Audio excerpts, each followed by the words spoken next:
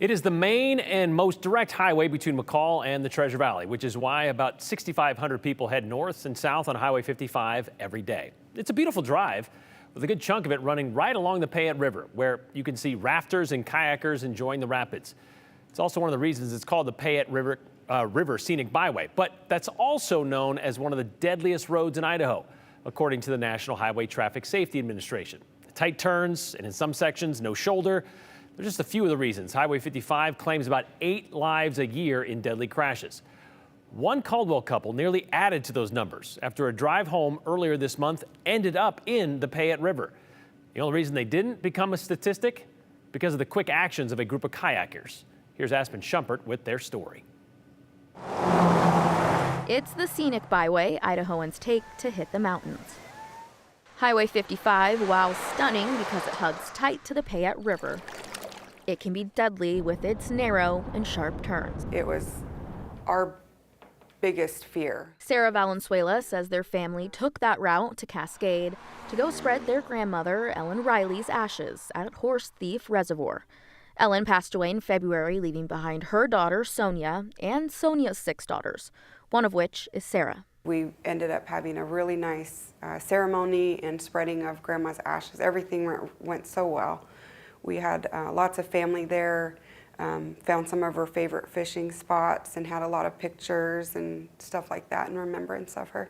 But that beautiful day turned into their worst nightmare. We got the phone call, and it wasn't good. On the way home, Sunday, August 3rd, Sonia and her boyfriend Will crashed and flipped their car into the Payette River. So many thoughts were going through my mind. Is she going to be okay? We had almost lost her not that long ago. What's this going to look like? A year and a half ago, Sonia had a stroke, leaving her completely paralyzed on the left side of her body and wheelchair bound. When you saw the picture of the car flipped into the river, what was your initial reaction? My heart just sank. KTVB went back to the exact spot of the crash at mile marker 80 about a week after the incident happened. Tire marks appeared to be on the road, and gravel looked displaced from where officials drug the car out. Sarah says they were told Sonia became irritated with her seatbelt, had taken it off, and her partner Will, who was driving, was trying to help her. And that's right about the time that he looked up and he came face to face with the curb, and it was too late. Will suffered minor injuries, but Sonia had a broken femur and broken tibia on her good leg, a fractured T4 in her upper spine, and even a broken nose. It wasn't until later that Sonia's family learned how her and Will got out of the car and out of the water. Somebody had privately messaged me a name and a phone number, and when I reached out to him, he realized who I was. You could hear him crying on the other side of the phone.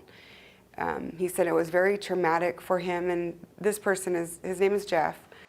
I've paddled that section probably 600 times at the North Fork, Lower 5. Jeff Landers, his wife Sarah, and their friend Micah Barker had already been paddling all day and got out of the water. But Jeff and Micah decided to get back in for one last run.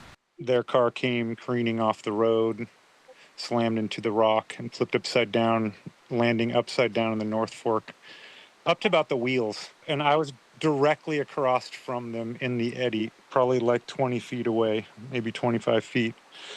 So I just ferried across the river as fast as I could. Jeff reached Will's side first. I could hear someone in there struggling, banging, just trying to get out of the car. And the car was sitting, luckily, just basically on sand, on a little sandbar right there, which, for the North Fork Payette is pretty rare.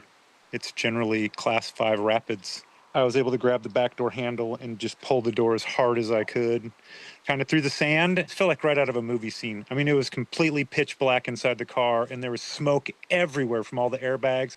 Jeff felt around, grabbed Will's hand, and pulled him out. And that's when he told me that his disabled, partner was trapped on the other side of the car. And as I came around the back of the car, that's when Micah kind of had finally gotten down from the wave and out of his boat also. I could see that she was pinned between the seat backs since the car was upside down. And her head and her nose was just barely out of the water. Sonia, who is still recovering in the hospital, says much of it is a blur to her. I could hear voices yelling back and forth to each other. And one of them said, Sonia, you have been in an accident. Jeff says other paddlers and kayaks approached, calling for emergency services.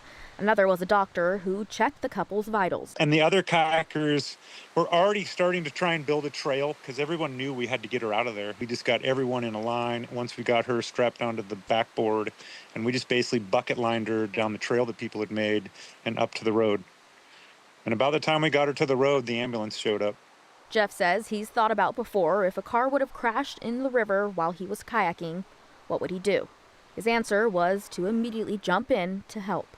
It was quite the experience. I'm glad I was placed right in the right spot at the exact moment. Sonia says it's nothing short of a miracle, and she can't thank the kayakers enough. I feel very lucky. She sent this video to Jeff after learning he was who pulled her out that day.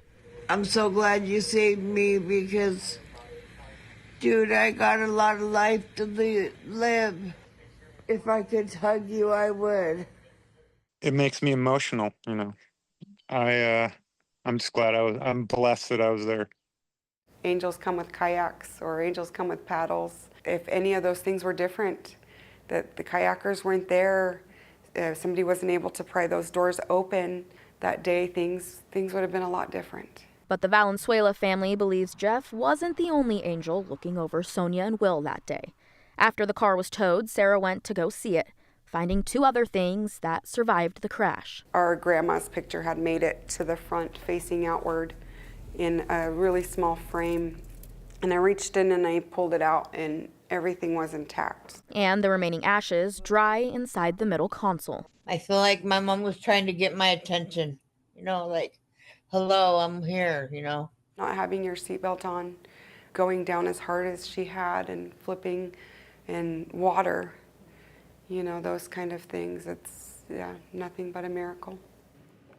Again, Will suffered minor injuries. Sarah says not much more than some scratches and bruises. He had his seatbelt on. Sonia, just days ago, was able to be taken off the ventilator and is preparing to leave the hospital soon and enter into a nursing facility for continued care. But she says when she can't wait to give Jeff that hug. Oh, right place, right time. You said Yeah. it best. That was how that whole thing worked. Crazy. Definitely. And as much as I'm told Sonia doesn't like cats, her daughters now are describing her as a cat with the 9 lives that True. she's had and how much she's endured, really. She's ticking those off really quickly, though. She is, yeah. Thanks, Aspen.